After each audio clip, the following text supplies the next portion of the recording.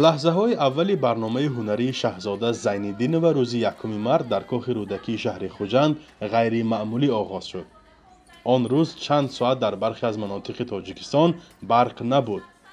ولی این حالت باعث به لغو کنسرت زنده این زاده قرقیزستان نگردید و تا آمدن برق بدون تجهیزات تکنیکی به هوادارانش سرود خواند. من میدونم که چراغ نبود، لیکن هر یک مخلص تو با صبرانه با محبت انتظار شدن و این یک دولت کلان برای صنعتکار است. بیاید یک فرصت دیگر بزنیم.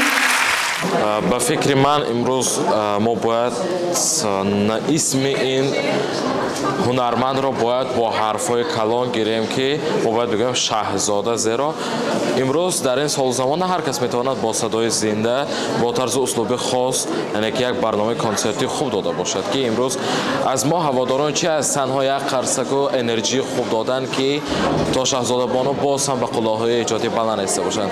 امروز به نظر من برای شاهزاده بانو این قله بهترین است.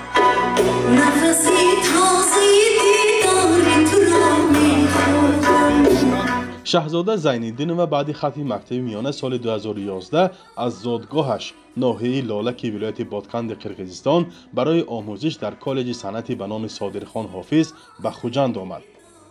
بعد تحصیل و آغاز کار هنری با یک همپیشه‌اش از شهر خوجند عائله‌دار شده و دیگر به زادگاهش برنگشته است.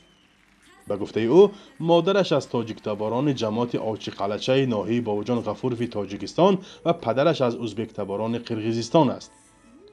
بنابر بسته بودن مرزها این آوازخوان تقریباً 3 سال باز به خانه پدریش نرفته است و 2 کودکش را پیوندانش هنوز از نزدیک ندیدند. شاهزاده در برنامه هنریش گفت که با سببها والدینش به کنسرت او آمده نتوانستند ولی همچون پیام برایشان سرود نو تقدیم کرد.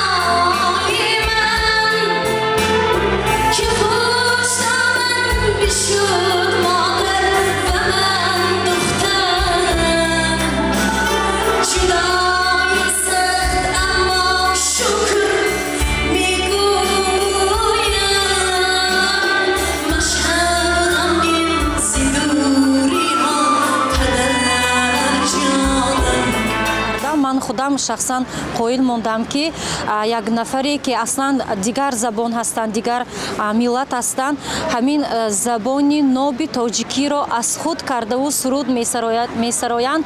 این البته باعث افتخاری مردم سربلندی تاجیک شده میتواند و همه اعضایان عائله ما مخلصی اشدی شاهزاده خان زین‌الدین و هستیم.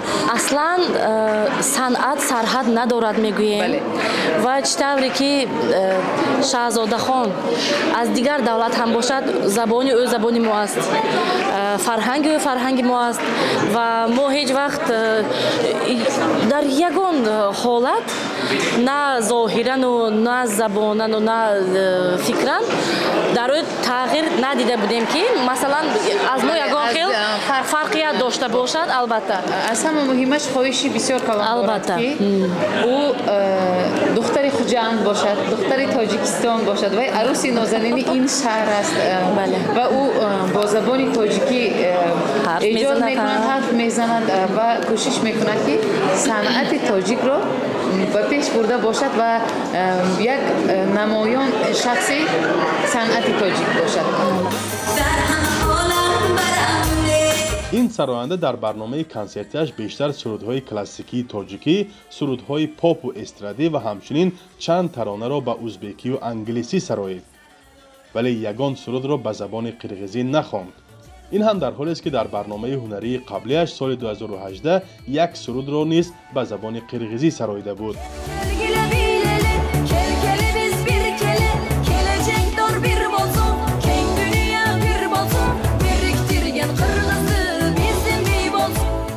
این همچنین آوازخان امید دارد که مرز بین تاجیکستان و قرقیزستان گشوده می شود و برنامه‌های هنریش را در شهرهای کلان کشورش دایر می کند.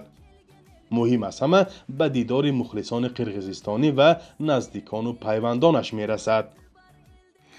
زمین ما، زمان ما تنج و امانی باشد. نیتی صنعتکار البته همه وقت روزی خورسندی و در کار می شود و خلق عزیز ما همیشه در خاندانشان توی باشد، خورسندی باشد. ما روزای ایدشان و روزای خوبشان تویشان خدمت کنیم همه وقت. میانشان سخت میبندیم و تاجیکستان به پیش.